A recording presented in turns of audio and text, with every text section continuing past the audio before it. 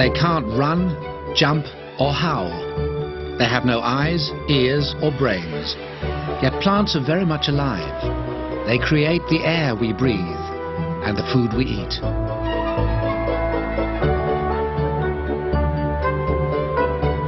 Plants bring beauty and life to every corner of the world. Like most plants, the dandelion begins life as a seed, dry and very much asleep. To start growing, any seed needs a wake-up call. Maybe it's the sunlight and warmth of spring, or much-awaited rain, or a brush fire signaling that new space is available. Once it's awake, a plant is thirsty. Roots search for water and minerals. Their tips are sensitive to light, temperature, even touch. Above ground, shoots reach out for light.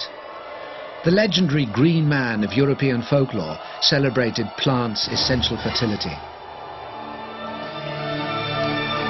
Many festivals still mark the rituals of planting and harvesting, like the yearly dance around the maypole, the tree of life. Ancient cultures lived or died by their crops. Each had fertility gods. And celebrations endure. The May Queen, Thanksgiving, and Mardi Gras.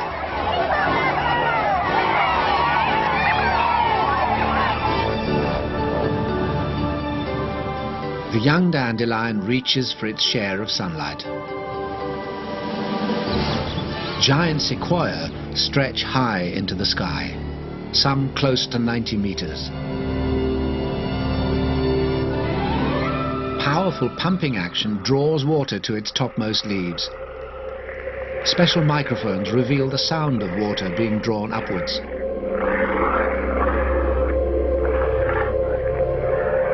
Some trees suck up 400 liters a day. The urge to cultivate plants is recorded in the Bible, and a river went out of Eden to water the garden.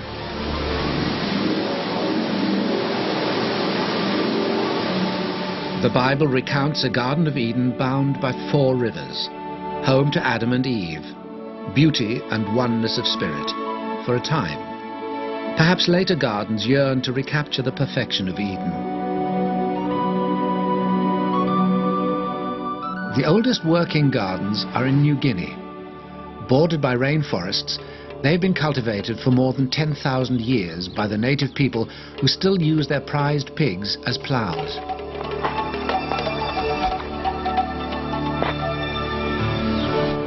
In Victorian times, walled gardens were grand, designed to provide mountains of produce for large family households.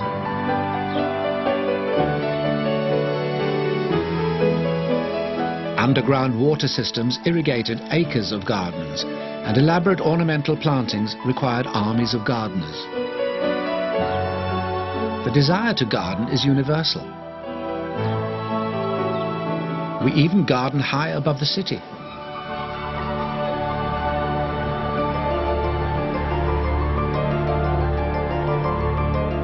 Long steeped in magic and myth, plants are nature's conjurers. Even the dandelion, a lowly weed, can change raw chemicals into carbohydrates and proteins. Animals can't do that.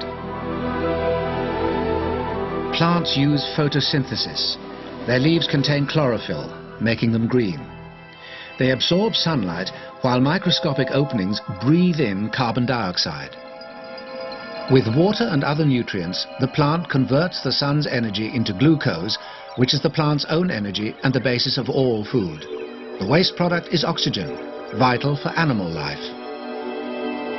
We breathe out carbon dioxide, essential for photosynthesis, which may be why talking or singing to plants seems to make them grow. Some plants cheat. Instead of making their own food, they steal it. The dodder, a vampire of the plant world, embraces its victims and uses special suckers to drain its vital juices. Plants have evolved to survive most of what Earth dishes out, even sun-blasted deserts. The saguaro cacti of the American West have tough, leathery skins that keep them watertight. To reduce water loss, their leaves are mere spines, which also help to protect the plant. A saguaro may store a ton of water and survive droughts. But this water tank can spell danger in a thunderstorm. A lightning strike can instantly boil the plant's water supply.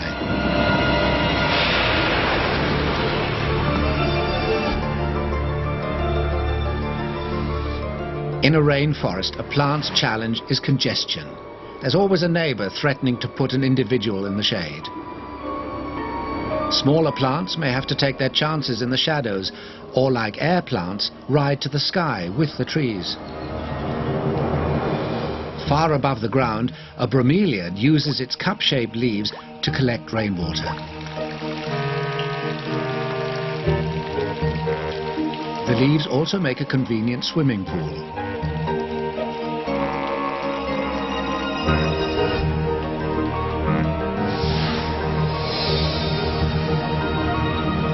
A mountaintop raises different problems for a plant.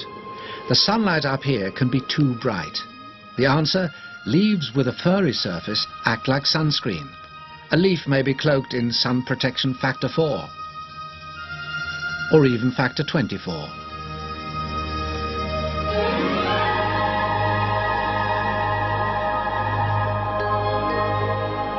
The hardy dandelion thrives in most parts of the world, but it's as sensitive as any other plant. A sprinkle of rain causes the flower to close. Giant water lilies have buoyancy tanks in their leaves to keep them afloat. Their amazingly sturdy pattern of ribs inspired the design of London's Crystal Palace and its girders that supported tons of glass.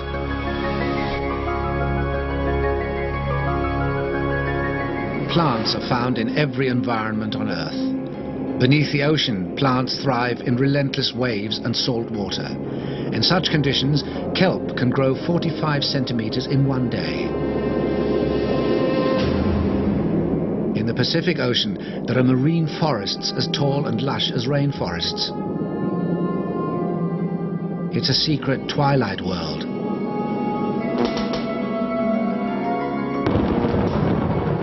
There are many mysteries and legends about the power of plants. Best known is Jack and the Magical Beanstalk, growing up to the sky and taking Jack to the kingdom of the giants.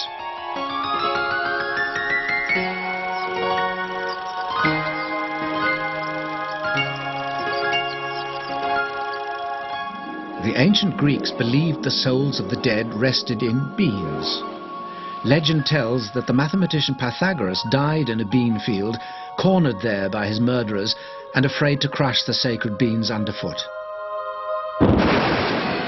Plant myths abound. A woman who plants too much lettuce will never marry. Any vampire movie fan knows that garlic is protection from the undead.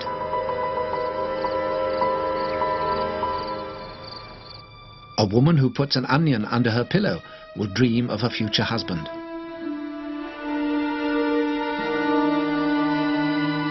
Chicory was said to bring invisibility and to cause locked chests to spring open. But beware of basil. According to an ancient French physician, smelling it can cause scorpions to breed in your brain. The longest, most relentless war ever is the one between plants and their insect enemies. Plagues of locusts regularly wipe out crops in Africa and Asia.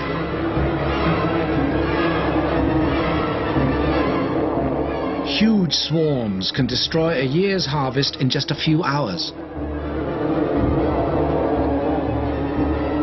Even garden plants have a tough time. Aphids suck them dry. Caterpillars rip them to pieces. And whole battalions of birds and mammals can hardly wait to devour them. Some attack with more sophisticated weapons than others.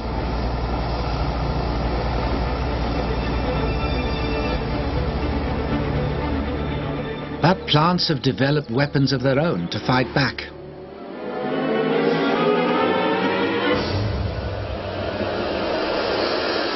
Our dandelion has sticky latex resin to gum up insects' mouths. During World War II, Russian scientists found a species of dandelion with enough latex to make rubber parts for tank tracks. By war's end, 250,000 Russian tanks rode on dandelion rubber.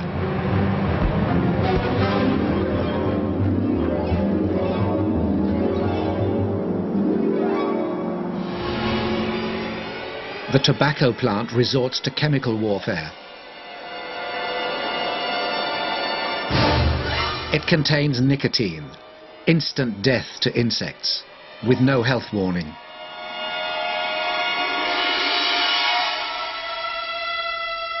The nettle's artillery consists of thousands of tiny hypodermic syringes which inject stinging chemicals. Some plants use more conventional hardware, but no medieval torture chamber boasted such an array of weapons to scratch, pierce and tear flesh. Even holding an innocent-looking rose can exact a price. Legend says that all roses were once white. They became red only after blood was spilt on them. Yet red roses have long been a symbol of love. Roses were sacred to Venus, the Roman goddess of love.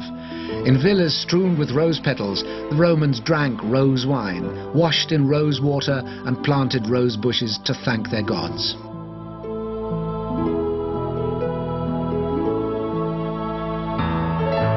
The Victorians used an elaborate language of flowers. Red roses meant passion. Yellow denoted infidelity. White was for spiritual love, a fresh bud for new love, a full bloom for love on the wane. So a full bloom of yellow roses meant goodbye. Insects are normally a plant's enemy, but plants sometimes welcome them as protectors. This acacia tree is patrolled by an ant security force which readily attacks invaders, however big. In return, the ants get a home and food which the tree secretes in the form of an oily substance.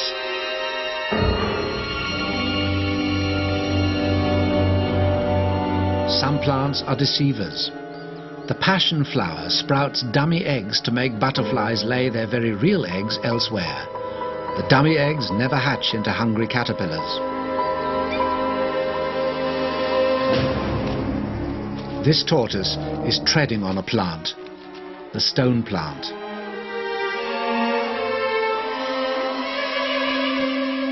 Animals are fooled and leave it well alone.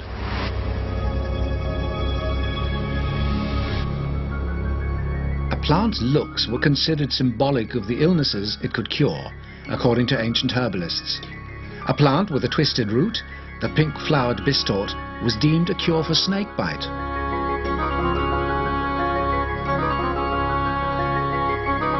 Chicory, with its bright blue flower, which opens when the sun shines, was considered a cure for failing sight. Other notions seem less logical. For instance, a potato in the pocket as an antidote to rheumatism, but only if it's a stolen potato. However, herbal remedies often were, and still are, effective. The dandelion was a traditional remedy for kidney complaints. It was known to affect the bladder, hence its nickname, Pea Bed. In fact, a drink made from dandelion leaves can relieve problems of the bladder and kidneys. Native Americans and others chewed the bark of willow trees to cure pain.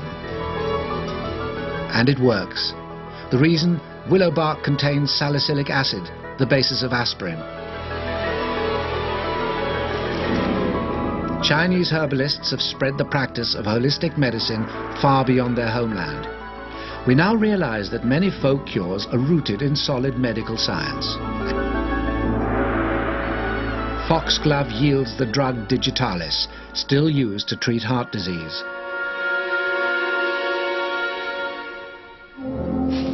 Animals use the healing qualities of plants. Chimpanzees are known to seek out plants as medicines for themselves and their young.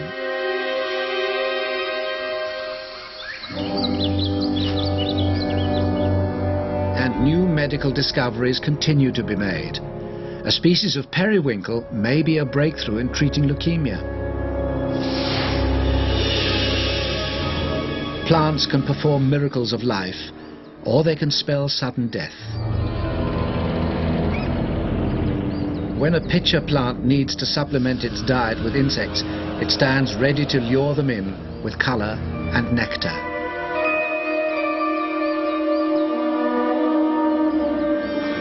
It's a death trap. The nectar is drugged, and groggy insects fall into the slippery pitcher. There's no escape from an acid bath of digestive juices. This granddad of pitcher plants has been known to devour rats. And this carnivorous plant, the Venus flytrap, led some to believe that it came from outer space.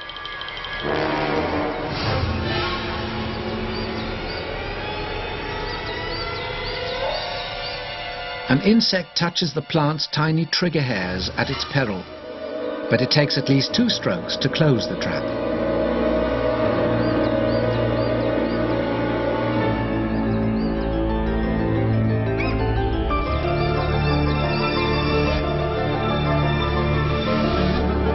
Springtime. The countryside comes alive. Flowers start putting on a show.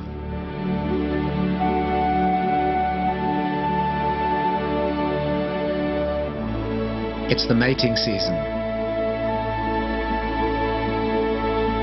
While plants try to ward off insects for most of the year, now it's a different story. They do all they can to attract them. Plants need a go-between to distribute their pollen, their sex cells. So they woo almost anything that flies, with fragrances and sweet nectar. But first and foremost, plants use spectacular visual effects. Flowers.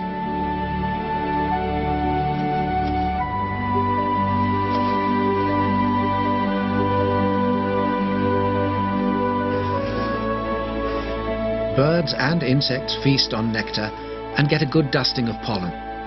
This gets brushed off on the next flower they visit. After the flowers and a romantic dinner, there'll be new progeny for the plants. Like others, the dandelion tempts its visitors with a lavish supply of nectar. It's a key player in the production of honey.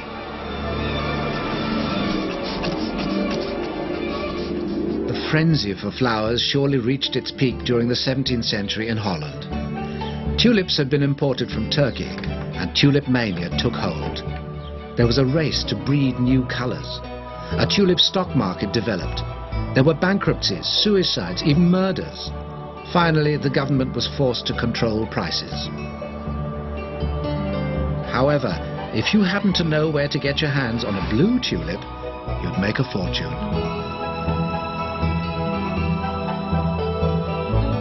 Flowers may have seductive powers over humans, but they work even better on insects.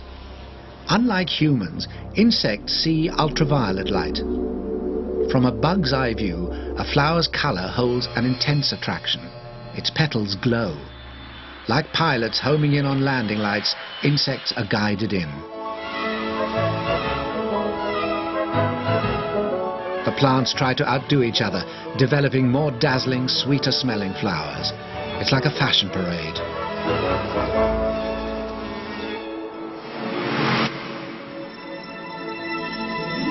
And some plants seem especially cunning. Bee orchids imitate the female bee. They look like her, smell like her, feel so much like her, that a male even tries to mate, gathering pollen as he does. He flies off, only to make the same mistake over and over again.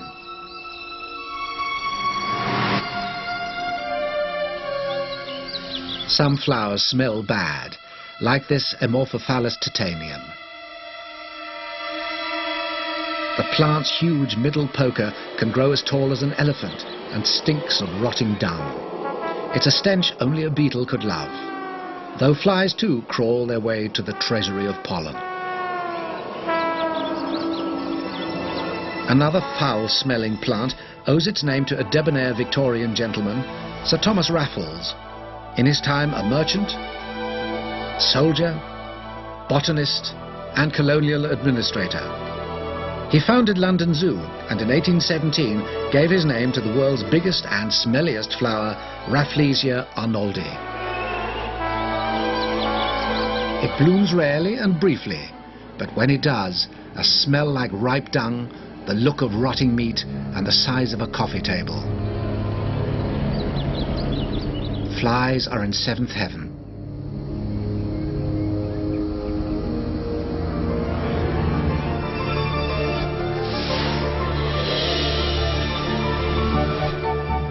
In the human world, plants have always been important. Even a dandelion, fully grown, can be used as a salad ingredient, coffee substitute, potent wine, unreliable timepiece, medicines, and of course tank tracks.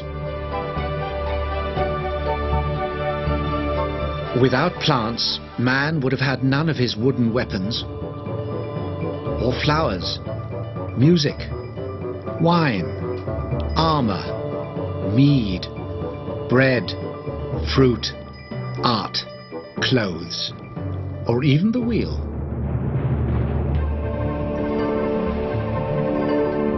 The early voyages of discovery set out to find more than new lands or map uncharted waters.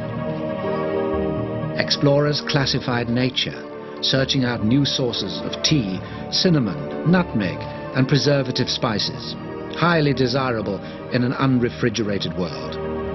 They looked for medicinal herbs, new woods and dyes. Over 7,000 new species of plants were discovered during the reign of King George III alone. A qualified botanist was an essential member of any such voyage. Joseph Banks, who sailed with Captain Cook, was not only the ship's botanist, but part owner. One Australian landfall had such a profusion of species, the place was forever known as Botany Bay. Botanists and plant collectors still scour the earth and oceans in search of new species. Even today, research has its hazards. One British botanist working with old specimens was recently stung by a nettle, 200 years old. Some grasses don't rely on insects, but toss their pollen to the wind. Unfortunately, sometimes it finds its way up noses, causing allergic reactions. Once the pollen lands on another flower, it fertilizes it. The result, seeds.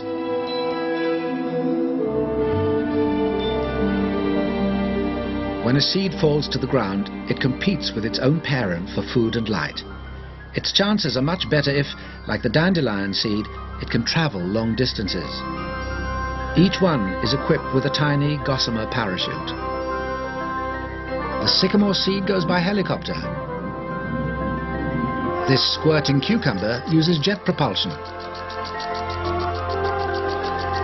Some plants use explosives.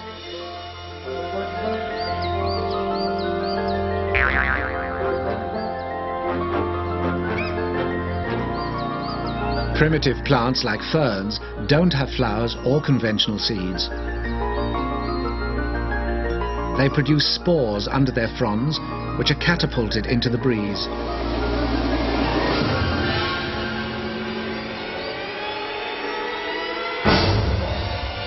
Some plants hitch a ride to new territory. Burdock seeds are particularly adhesive, covered in tiny hooks. An inventor named George de Mestral, while pulling burdock seeds off his clothes, wondered if the idea could be adapted. Hence, Velcro. Any seed can travel on the inside of a hungry animal. While the plant's fleshy fruit is digested, the seed itself is tough enough to pass through and out the other end. Or a plant may just send out shoots from the parent base. The shoots take root, and presto, a new plant. The creosote plant has used the same system to colonize vast areas of the California desert.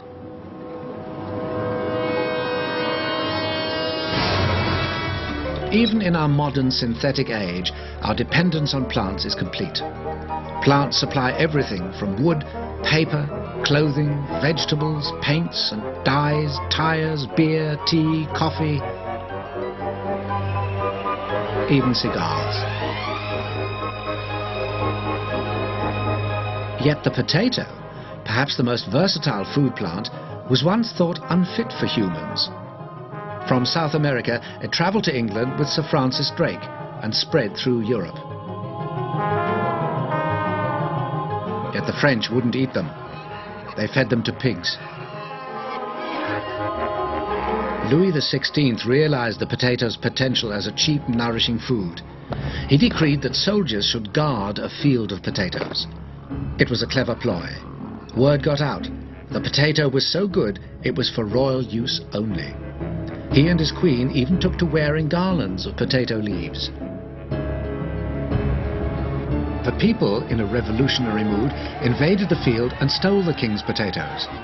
Soon after, they sent their king to the guillotine. The French have remained passionate potato eaters ever since. They found several ways to prepare them, including French fries. Plants are vital. Without them, Earth's atmosphere couldn't support life. Plants produce the oxygen we need to survive. If plants didn't absorb carbon dioxide, it would build up and turn the Earth into a greenhouse, leading to severe global warming, floods, fires, famine, and catastrophe.